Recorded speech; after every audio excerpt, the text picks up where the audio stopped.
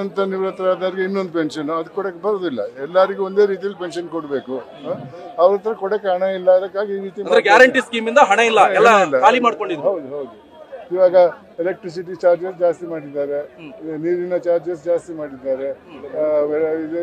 ಯಾಕೆಂದ್ರೆ ಇದಕ್ಕೆಲ್ಲ ಹಣ ಇಲ್ಲ, ಕೊಡಕ್ಕೆ ಅವ್ರಿಗೆ ಹಣ ಇಲ್ಲ ಅವ್ರ ಹತ್ರ.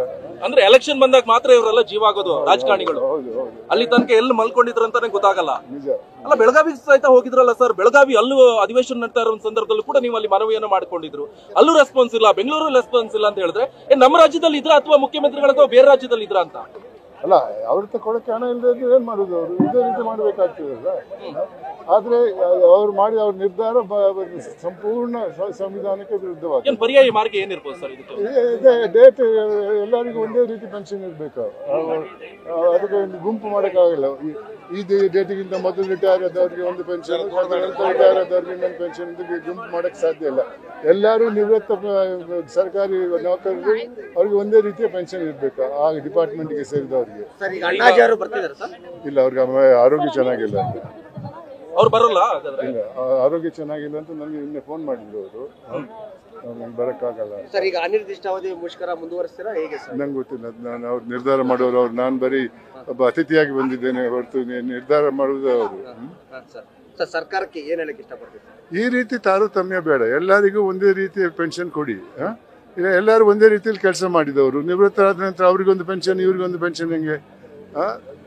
ಅದು ಕೂಡ ಹಣದ ಉಬ್ಬರದಿಂದ ಎಲ್ಲರಿಗೂ ಬಹಳ ಕಷ್ಟ ಆಗಿದೆ ಈ ನಡುವೆ. ಅದರಿಂದಾಗಿ ಎಲ್ಲರಿಗೂ ಒಂದೇ ರೀತಿ ಪೆನ್ಷನ್. ಎಲ್ಲ ಎಲೆಕ್ಟ್ರಿಸಿಟಿ ಜಾಸ್ತಿ ಮಾಡಿದ್ದಾರೆ, ರಿಜಿಸ್ಟ್ರೇಷನ್ ಫೀಸ್ ಜಾಸ್ತಿ ಮಾಡಿದ್ದಾರೆ, ಈ ರೀತಿ ಎಲ್ಲದಕ್ಕೂ ಜಾಸ್ತಿ ಮಾಡಿದ್ದಾರೆ.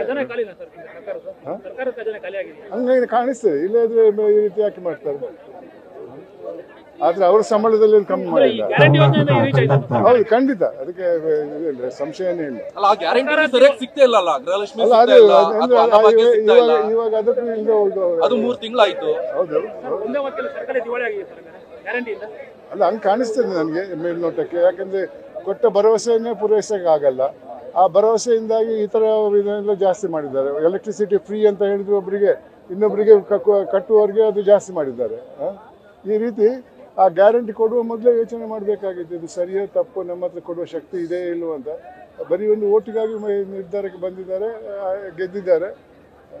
ಸರ್, ಕೊನೆಯದಾಗಿ ಇವತ್ತಿನ ಪ್ರಮುಖ ಒತ್ತಾಯ ಏನು ಸರ್ ಸರ್ಕಾರಕ್ಕೆ? ಎಲ್ಲರಿಗೂ ಒಂದೇ ರೀತಿಯ ಪೆನ್ಷನ್ ಇರಬೇಕನ್ನೋದು. ನ್ಯೂಸ್ ಫಸ್ಟ್, ನಿರ್ಭೀತಿಯಿಂದ ನಿಮ್ಮ ಪರವಾಗಿ.